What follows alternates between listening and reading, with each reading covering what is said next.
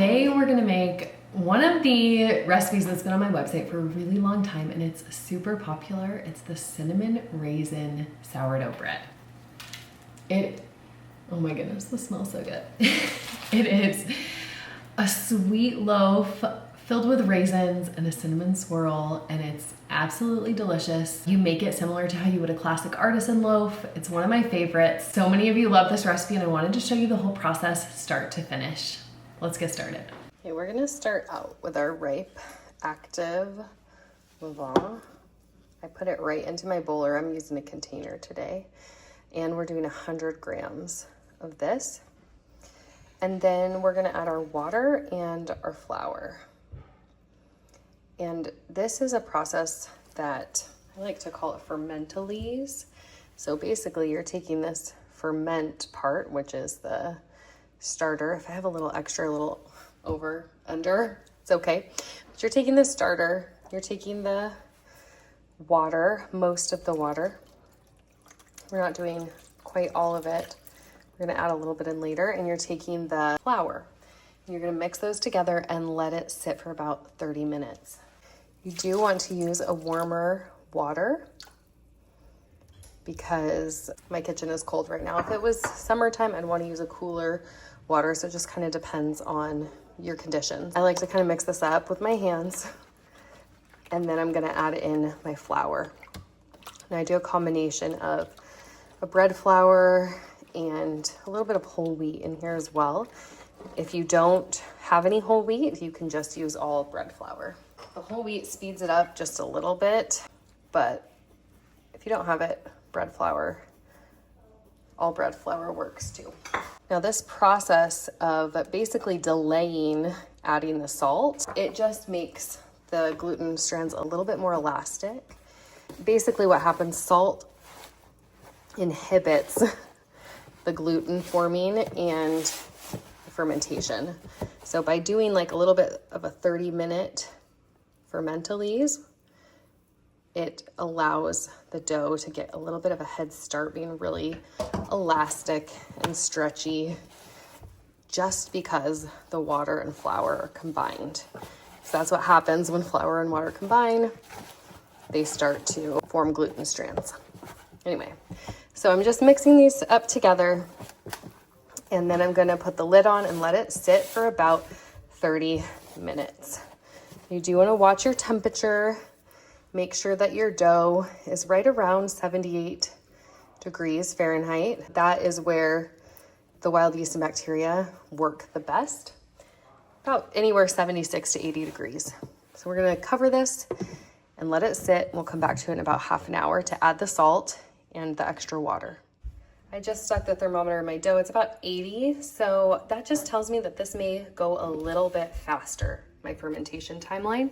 So I just want to be watching for the dough to be ready to shape a little bit earlier than if it was a cooler temperature. Because my dough is relatively warm right now, I don't need to use my bread proofer or my dough mat, but if the dough cools down at all, I would put it in here to just keep that temperature. So these are the items that I like to use the most. They've really improved my bread game. But if you're in a warmer day, or I'm actually more in like the middle of the day, so it's warmed up a bit than this morning, I don't need to use them. I'm just pouring my salt out here. So I like to set aside the salt in a little container, and then my extra water, I like to put that in a little container as well. And then after about 30 minutes, I can just add them really easily into the dough. So I set those aside. Sometimes I'll even put them on top of the container so that I don't forget to add the salt and the extra water. All right, it's been 30 minutes. I'm gonna add in my salt and a little bit of extra water, and that helps the salt to just incorporate into the dough. So I put it right on top, and then I take my fingers and just kind of pinch it together. Now you can use a container to do this, which I have here, or you could do this in a bowl. It's actually a little bit easier in a bowl, but I do love these containers, especially if you're making, I'm only making one loaf here today, but if I was making 2, 3 loaves, then these containers are great for that. Or you can do this part in a bowl and then put the dough in the container when you're done. basically, you're just now incorporating all of the salt and the water in this dough. And this is also the time you want to do a little bit of strengthening.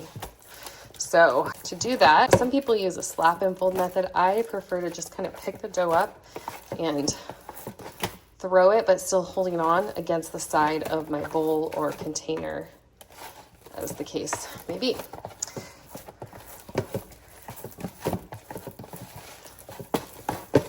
This extra little bit of strengthening really helps give your dough a little bit of structure and forms,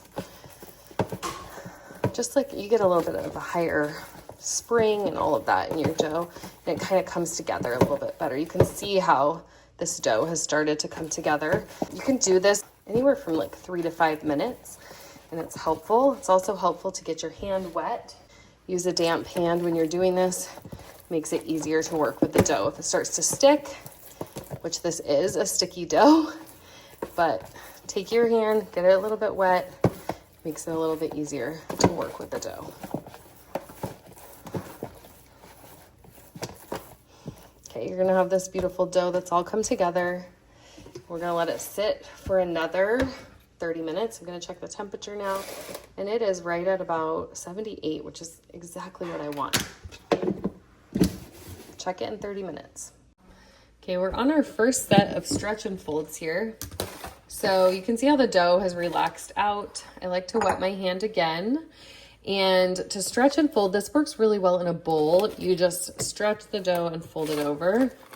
Stretch it and fold it over, and stretch it and fold it over. In these kinds of rectangular containers, I actually prefer to do a coil fold, and I'll show you that on the next batch of folds. You can do either coil folds or stretch and folds.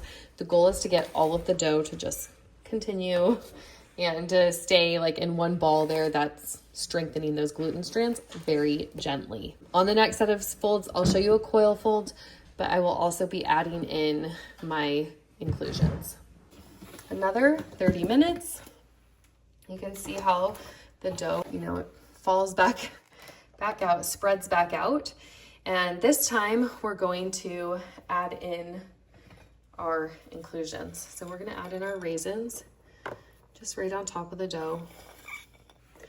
You can also laminate them in. Originally, I used to do this with this recipe, but I've been preferring adding in inclusions usually during my second stretch and fold or coil fold, which a coil fold, I'm just pulling it up, letting it hang down.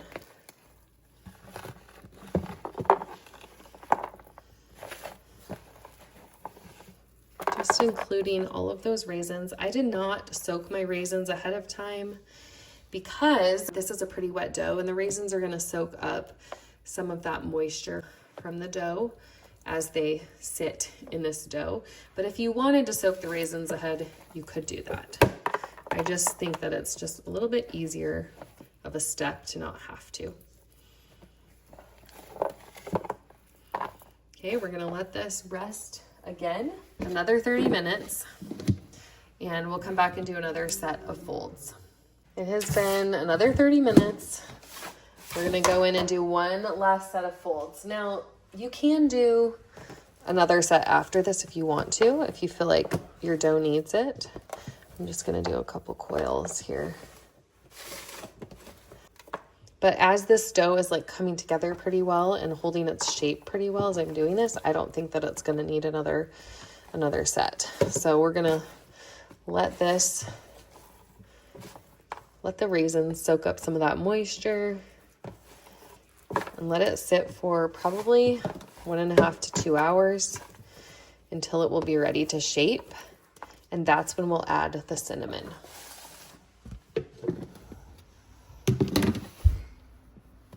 You can see how this dough has puffed up. It's really expanded around the sides. If it was in a bowl, it would be easier to see, but it has domed a little bit toward the center. There's a few little bubbles here. A lot of times you'll see bubbles around the edges, especially if it's in a bowl, but it's risen probably about 40%. And so we're gonna pull it out and add in the cinnamon paste. Okay, to mix up our cinnamon paste, I'm using some butter and brown sugar, and then a little bit of flour and cinnamon. Now what happens is when you add cinnamon sugar to a sourdough loaf, the sugar has a reaction with the water that's in the dough. And so it automatically starts like pulling the water out of the dough. That makes it really goopy, really difficult to work with. So I found that by mixing it with some butter, kind of like you would cinnamon rolls, can help it give you a little bit more time to be able to like shape your dough that way. So I'm just mixing this up. I kind of do it more of a paste like you would in a cinnamon roll than just sprinkling cinnamon and sugar onto the dough. It also gives a little bit added richness to this dough. Okay, so that looks pretty good. We're gonna dump our dough out and add the paste. I've also prepped my banneton, and I like to line it with a hairnet. It makes it really easy to release. I don't need to add any extra flour to the banneton here. If you don't use this, you want to flour this liberally and add some rice flour, bread flour, or whatever to this so that it won't stick when you go to pull it out. Out comes our dough. Now I do like shaping this into kind of a rectangle, and you want it to be pretty even if you can. So this isn't very even there, so I'm actually gonna take a little dough and just kind of reinforce that spot because I don't want this leaking out. So making this rectangle, and then we're gonna add our cinnamon sugar spread in the center here of the dough. Okay, so we're gonna just put the cinnamon mixture right in the center here of our dough.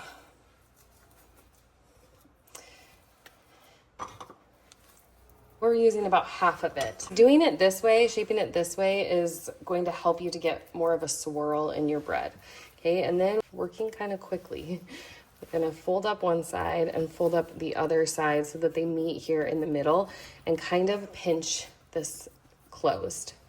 And then we're gonna take the rest of the cinnamon mixture and put it straight down the bread. Just like that. And then we roll it. Start here, we're rolling it up. Kind of go around the bottoms and pinch in here if you can, and we're gonna flip it and stick it right into our loaf pan. Now, sometimes you're gonna see some stuff wanting to start to come through. If you can cover it up, do, but you have to work kind of quick because, like I said, this will come out. But the goal is to try not to have much cinnamon leaking from the top. Okay, then we're gonna cover it and stick it in the fridge. You can either let it rise a little bit more here or stick it in the fridge and do a cold fermentation. And we're going to do that and bake it up a little bit later. All right, it's the next morning. The dough is ready for me to pop out onto my parchment paper, and I'm ready to score it and stick it in my oven. I've got my oven preheating, and I'm gonna bake this actually 450 degrees with the lid on, and then I'm gonna reduce the temperature to about 400 with the lid off. And I do that because this sugar mixture that's in here can burn. So if you're noticing like burning or something on your artisan loaf, reduce the temperature a little bit. Okay, we're just gonna plop this out.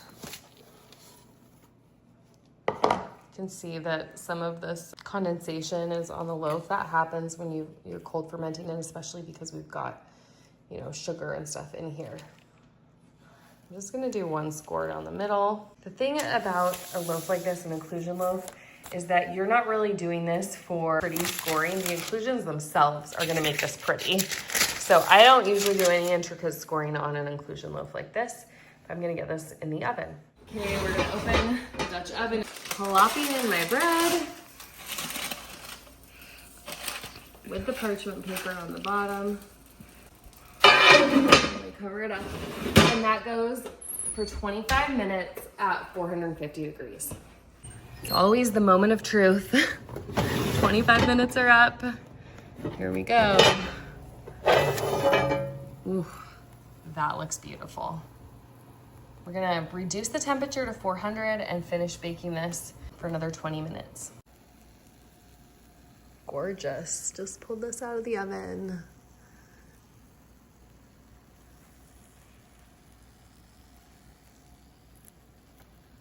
Oh, that looks so good. I'm excited to taste it in a little bit, but we're gonna let it cool completely before we slice it open. We have this beautiful loaf. It's cooled. I'm gonna cut into it and show you what it looks like on the inside. This is probably my favorite part. It's a little bit buttery from the butter and the paste that we put in it. Oh, wow. Look at that. The beautiful swirl, all of the plump, juicy raisins. This one is definitely one that your family is gonna love. You're gonna wanna share and enjoy for years to come. Yeah, I gotta eat this part. Sometimes you get a little bit that hangs off the edge just because that butter, that's what happens. Oh, so good. Can't wait to cut up a slice, slather on some butter. Please try this one.